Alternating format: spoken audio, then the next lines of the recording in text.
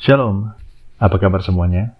Saya senang sekali boleh ketemu lagi di channel ini, terutama dengan para subscriber saya, dan saya harapkan kita semua dalam keadaan yang sehat, kuat, dan diberkati oleh Tuhan. Di video kali ini kita hendak membahas tentang Renungan Harian Keluarga, hari Selasa, tanggal 22 November 2022.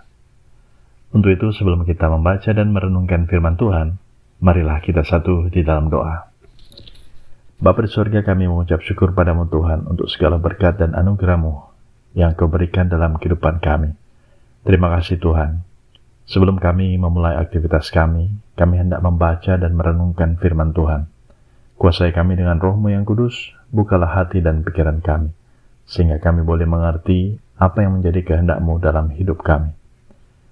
Ini kami berdoa Tuhan di dalam nama Tuhan Yesus. Amin. Renungan Harian Keluarga hari Selasa tanggal 22 November 2022 mengangkat tema Jadilah Kehendak-Mu. Adapun pembacaan Alkitab terdapat di dalam 2 Korintus 4 ayat 3-5. Saya bacakan buat saudara sekalian. Jika Injil yang kami beritakan masih tertutup juga, maka ia tertutup untuk mereka yang akan binasa, yaitu orang-orang yang tidak percaya, yang pikirannya telah dibutakan oleh ilah zaman ini, sehingga mereka tidak melihat cahaya Injil tentang kemuliaan Kristus, yang adalah gambaran Allah.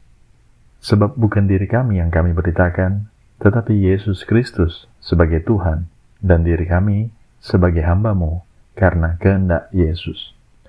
Sampai di sana pembacaan Alkitab. Terpujilah Kristus.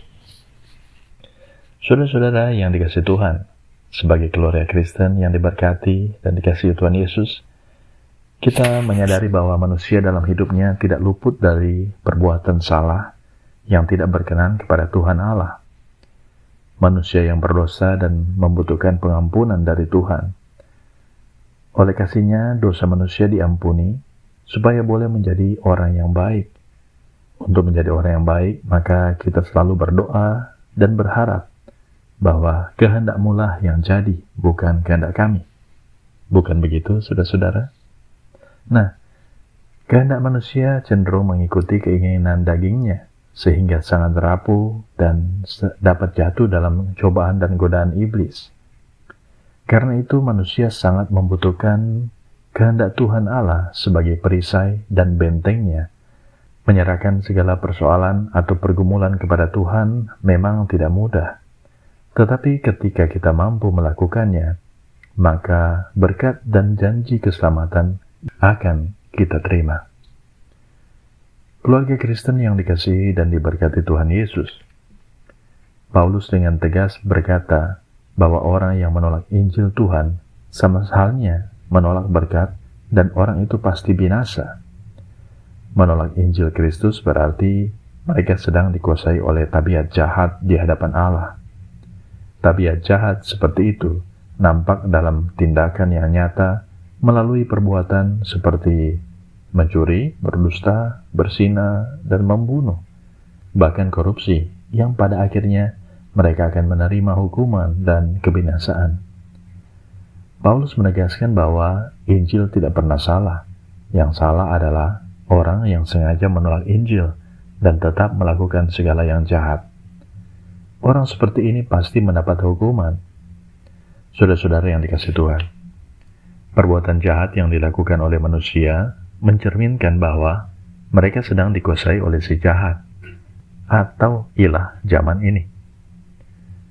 Karena iblis dapat mempengaruhi bahkan mencelakakan umat manusia untuk tetap ada dalam ikatan dosa. Iblis adalah pendusta, pembunuh, pencuri. Bahkan iblis dapat membutakan hati manusia supaya tidak percaya kepada Tuhan Allah di dalam Yesus Kristus. Saudara-saudara yang dikasihi Tuhan, surat Paulus disampaikan bukan dalam rangka membuat pembelaan tentang Injil yang diberitakannya, tetapi memberi penegasan bahwa Injil itu adalah benar dan berasal dari Tuhan Allah. Karena itu, orang yang berjalan menurut Injil Tuhan pasti diselamatkan. Paulus bukan meninggikan dirinya, melainkan supaya Tuhan Yesus Kristus yang ditinggikan dan dimuliakan. Rasul Paulus sebagai hamba Tuhan tampil supaya Injil Kristus dipermuliakan, bukan dirinya. Karena menyadari bahwa oleh kehendak Tuhanlah dia boleh menjadi pemberita Injil. Saudara-saudara yang dikasihi Tuhan, sebagai keluarga Kristen, kita juga harus melihat bahwa segala sesuatu yang kita nikmati dan rasakan, apakah itu kekuatan, kesehatan, dan berkat, bahkan pergumulan, adalah karena kehendak Tuhan. Karena itu janganlah berbuat jahat, supaya berkat Tuhan Allah tetap mengalir dalam keluarga kita.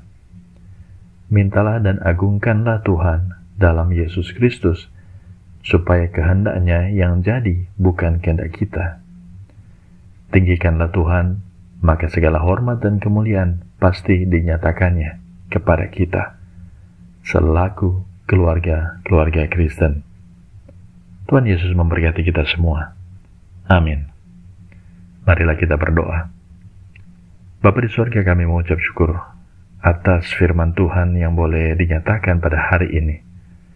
Dan ajarlah kami untuk senantiasa memuliakan nama-Mu dalam kehidupan kami, dalam keluarga kami, pekerjaan kami, dalam pelayanan kami, bahkan di mana saja kami pergi dan berada.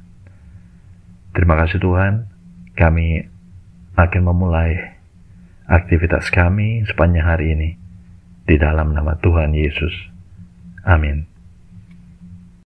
Saudara-saudara yang dikasihi Tuhan, demikianlah firman Tuhan pada hari ini.